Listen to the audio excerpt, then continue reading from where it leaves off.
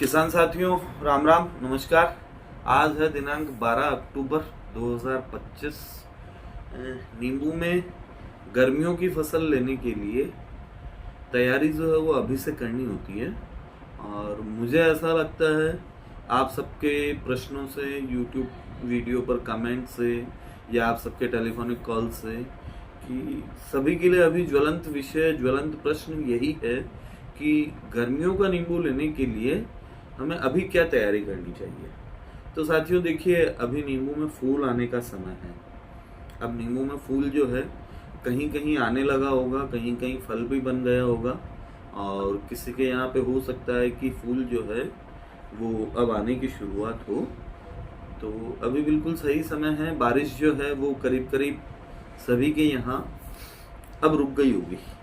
तो यदि आपके यहाँ पे बारिश रुक गई है, 5, 15, 20 दिन बारिश रुके हुए हो गए हैं, और अब आप गर्मियों का नींबू जो लेना चाहते हैं उसके लिए तैयारी कर सकते हैं। गर्मियों का नींबू लेने के लिए सबसे पहले तैयारी जो है वो यही करनी है कि यदि आपके पेड़ पर अभी अब फल नहीं है, आप हार्वेस्टिंग लेकर के निपट चुके हैं, तो सबसे पहले तो आप पौधे की कटिंग कर लीजिए। सूखी डालियाँ जो है वो काट लीजिए, नंबर 1। दूसरी बात, पौधे की कैनोपी मैनेज कर लीजिए, यानी गोलाई मैनेज जो है वो कर लीजिए।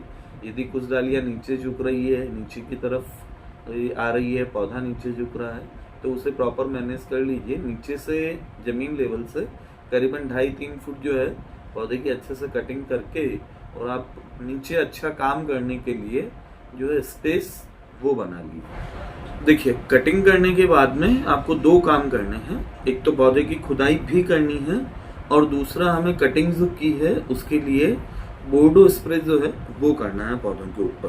तो जैसा आपको सुविधाजनक लगे वैसा आप कर सकते हैं। चाहे तो आप पहले स्प्रे कर लीजिए और फिर खुदाई कर लीजिए, चाहे आप पहले खुदाई कर लीजिए फिर स्प्रे कर लीजिए, और चाहे तो आप दोनों काम एक साथ में कर लीजिए। लेकिन मेरी ऐसी सलाह है कि जैसे ही आप कटिंग से फ्री हो, कैनोपी आपकी अच्छे से मैनेज हो जाए, आप स्प्रे कर लीजिए। खुदाई का काम आपका पैरेलल चलता रहे या नहीं चलता रहे वो एक अलग चीज़ है, लेकिन कटिंग के बाद में एक बोर्डो स्प्रे जो है वो जरूर कर दीजिए।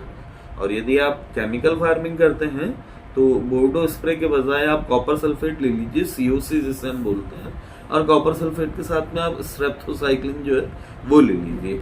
कॉपर सल्फेट स्प्रे के लिए आप 3 ग्राम प्रति लीटर काम में लीजिए, और स्ट्रेप्टोसाइक्लिन जो है वो आप 3 ग्राम प्रति 15 लीटर काम में लीजिए। ये स्प्रे कर लीजिए आप। उसके बाद में आप खुदाई कीजिए। खुदाई का तरीका ये है कि आपको आपके पौधे से तकरीबन 3 से 4 फीट तने से गोलाई में, जैसे ये पौधे का तना है हमारा, ये जो पौधे का तना है, इससे 3-4 फुट की गोलाई जो है वो पूरी आप छोड़ दीजिए, और उसके बाद में करीब 1 से 1.5 फीट 2 फीट जो है वो आप खुदाई कीजिए। खुदाई इस तरीके से करनी है कि आप जाले निकल जाए, ऊपर की मिट्टी हट जाए, पौधों के चारों तरफ एक रिंग बन जाए। हल्की हल्की मिट्टी निकालिए उस रिंग में से, और आधी मिट्टी जो है वो तो आप बाहर की साइड में निकाल दीजिए, और आधी मिट्टी यहाँ से आप पौधे के तने के ऊपर चढ़ा दीजिए, ताकि पौधे के तने को जो है वो सपोर्ट मिल जाए। ये आपको करना है खुदाई। अच्छा, काफी साथियों के साथ में प्रॉब्लम ये होगी कि हम खुदाई कैसे करें, हमारे यहाँ बारिश जो है वो लेट बंद हुई है, अभी गीला है। तो देखिए, खुदाई करने का, जाले निकालने का सही समय बिल्कुल यही है। इस समय चाहे आपके यहाँ पे खेत में नमी हो, चाहे आपका पौधा स्ट्रेस में आ गया हो, बारिश समय पर बंद हो गई हो, खुदाई तो आपको इसी समय करनी है। यदि आपके यहाँ बारिश समय पर बंद हो गई और पौधा स्ट्रेस में आ गया तो आप हाथ से खुदाई कर लीजिए। अपना, हम तो कस्सी बोलते हैं, कस्सी फावड़े की सहायता से मैनुअल खुदाई कर लीजिए। और अगर आपके यहाँ पे गीला है तो आप पावर वीडर की सहायता से पौधे का जो ये है, जो गोलाई मैंने बताई है, पौधे के तने से 4 फुट छोड़ करके, और उसके बाद में आप जो है 1-1.5 फीट की चौड़ाई में अच्छे से पावर वीडर से खुदाई कर लीजिए। पावर वीडर से आप खुदाई करते हैं तो एक बार पावर वीडर आपने चारों तरफ चला दिया पौधे के, उसके बाद में आप एक बार मिट्टी निकाल लीजिए और तने के ऊपर चढ़ा दीजिए, और फिर से एक बार और खुदाई कर लीजिए और उसकी मिट्टी निकाल लीजिए बाहर की तरफ, ताकि आपके पौधे के चारों तरफ आपको खाद देने के लिए जो है जगह मिल जाएगी। अच्छा, एक चीज और है, जिन किसान साथियों के पौधों पर फूल आने लग गया है, कहीं कहीं फल बन गया है, या पेड़ पर अभी पुराने फल मौजूद हैं, बारिश में जो हमें फूल मिला था और उसका फल बना है, तो आप लोग सूखी खुदाई बिल्कुल मत कीजिए, पौधे को स्ट्रेस मत दीजिए, क्योंकि आप स्ट्रेस देंगे तो जो फूल आया हुआ है, जो फल बना हुआ है मूंग के दाने के बराबर, चने के दाने के बराबर, वो गिरने की संभावना जो है वो बन सकती है।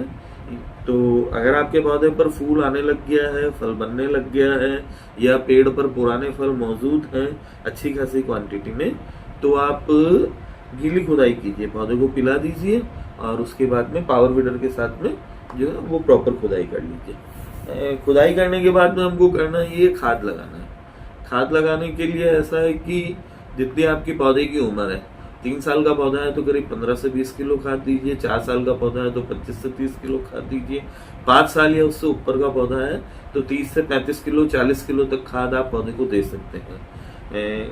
खाद में आप गाय भैंस की खाद दे सकते हैं, अच्छी सड़ी हुई पकी हुई खाद हो गोबर की, वो दे सकते हैं। अगर सड़ी हुई पकी हुई नहीं हो तो आप नॉर्मल जो भी आपके पास में खाद उपलब्ध है वो देकर के जब पहला पानी चलाएं तब आप बेस्ट डिकम्पोजर का घोल जो है वो पानी के साथ में चला सकते हैं। भेड़ या बकरी की मींगनी आप दे सकते हैं, वर्मी कंपोस्ट आप दे सकते हैं, बायोगैस स्लरी जो है वो आप दे सकते हैं। एक रिक्वेस्ट करना चाहूंगा, काफी सारे साथी पूछते हैं कि पोल्ट्री फार्म की खाद यानी मुर्गी की खाद जो है क्या हम वो दे सकते हैं। मेरी सलाह आपको ये है कि पोल्ट्री फार्म वाली खाद जो है वो मत दीजिए। एक्चुअली पोल्ट्री फार्म वाली खाद जो है वो बहुत गर्म होती है और वो शायद आपकी फ्लावर जो है वो ड्रॉपिंग भी कर सकती है, तो पोल्ट्री फार्म वाली खाद देने से बचिए। गाय भैंस का गोबर दीजिए, भेड़ बकरी की मींगनी दीजिए, वर्मी कंपोस्ट दीजिए, बायोगैस स्लरी दीजिए, जो भी आपके पास में उपलब्ध है वो आप दे सकते हैं। दूसरी बात, ऑर्गेनिक फार्मिंग करते हैं आप, प्रति पेड़ 50 ग्राम नीला धोता दे सकते हैं, 50 ग्राम के करीब आप सुहागा दे सकते हैं जो बोरॉन का काम करता है, और गोमूत्र जो है वो आप पहले पानी के साथ में चला सकते हैं, वेस्ट डिकम्पोजर चला सकते हैं, जीवामृत चला सकते हैं। और यदि आप केमिकल फार्मिंग करते हैं तो आप गोबर की खाद तो दीजिए ही, उसी के साथ साथ में आप डीएपी दे सकते हैं, एसएसपी दे सकते हैं, पोटाश दे सकते हैं, बोरोन दे सकते हैं, मैग्नीशियम सल्फेट दे सकते हैं, आयरन दे सकते हैं, फेरस दे सकते हैं। फेरस ऑर्गेनिक फार्मिंग करने वाले भी दे सकते हैं हरा कशिश के रूप में, फेरस ही बोलते हैं शायद उसे, या आयरन बोलते हैं, जो भी बोलते हैं मुझे एग्जैक्ट आइडिया नहीं, लेकिन ये सारी चीजें आप जो है वो दे सकते हैं। ये खाद देने के बाद में आप उस कैनोपी एरिया में जहां आपने रिंग बनाई है वहीं हमें खाद देना है और उसे उस मिट्टी में अच्छे से मिक्स कर देना है। उसके बाद में आप पानी चला सकते हैं, आप चाहें तो स्ट्रेस दे सकते हैं। यदि आपका पौधा फल से खाली है, फूल नहीं आने लगा है, तो आप खाद मिलाने के बाद में 15 दिन जो है वो वेट कर लीजिए और मिट्टी में मिक्स कर लीजिए खाद को, 15 दिन वेट कर लीजिए और उसके बाद में पानी दीजिए। और यदि आपके पौधे पर पुराना फल मौजूद है, फूल आने लग गया है, कहीं कहीं फल बन गया है, तो आप खाद मिक्स करने के बाद में तुरंत पानी दे सकते हैं। लेकिन पानी देने में हमें ध्यान यही रखना है कि पानी एकदम से पूरे पेड़ को ढाप करके नहीं देना है। पानी जो है वो हमें लिमिटेड देना है। जैसे हमें एक पौधे को पानी की जरूरत पड़ती है मान लीजिए 100 लीटर, तो हमें पहली पिलाई में 25 लीटर पानी पौधे को देना है। उसके 5-7-10 दिन बाद में जब हम पानी पिलाएंगे तब हमें 50 लीटर करना है। उसके बाद में तीसरी पिलाई में हम 75 लीटर या 100 लीटर तक पहुंच सकते हैं। तो देखिए, पानी की आवश्यकता जो है हर मिट्टी मौसम परिस्थिति में अलग अलग होती है, तो यह निर्णय आपको उसी समय एट द स्पॉट आपको लेना पड़ेगा कि पौधे को पानी की क्या आवश्यकता है। जरूरत के मुताबिक पानी दीजिए, और पौधा यदि फूल फल से बिल्कुल खाली है तो आप पौधे को स्ट्रेस दे दीजिए और उसके बाद में आप पौधे को पानी दीजिए। और यदि पौधे पे फूल फल मौजूद है तो आप पौधे को स्ट्रेस मत दीजिए और खाद दे दीजिए। आपका ये सारा करने के बाद में तकरीबन 15 से 20 दिन बाद में, या हो सकता है उसके पहले भी, कहीं कहीं आपको फूल जो है वो निकलना शुरू हो जाएगा, आपको फूल दिखना शुरू हो जाएगा।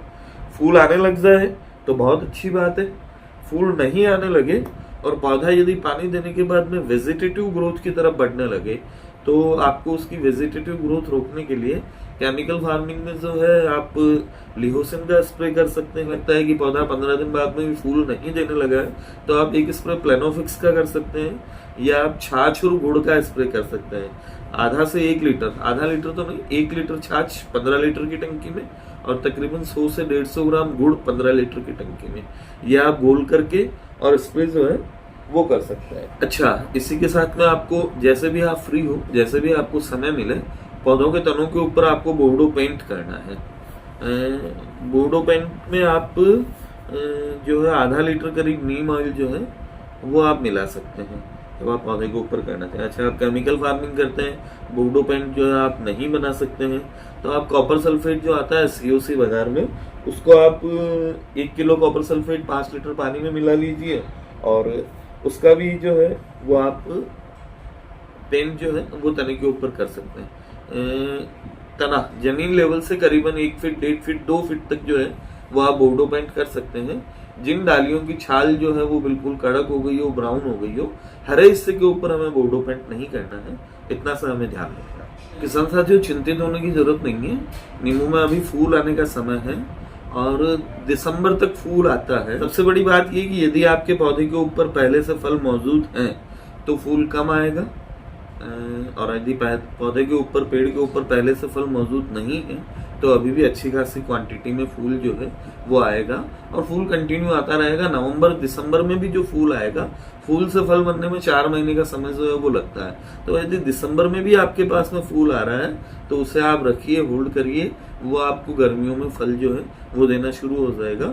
और अभी जिनके फूल आने लग गया है, फल बनना शुरू हो गया है, वो आप चिंता मत कीजिए, करीबन 4.5-5 महीने में फल बनेगा, क्योंकि अब सामने सर्दी आ रही है तो सर्दियों में जो है फल के पकने की स्पीड जो है वो थोड़ी सी कम हो जाती है।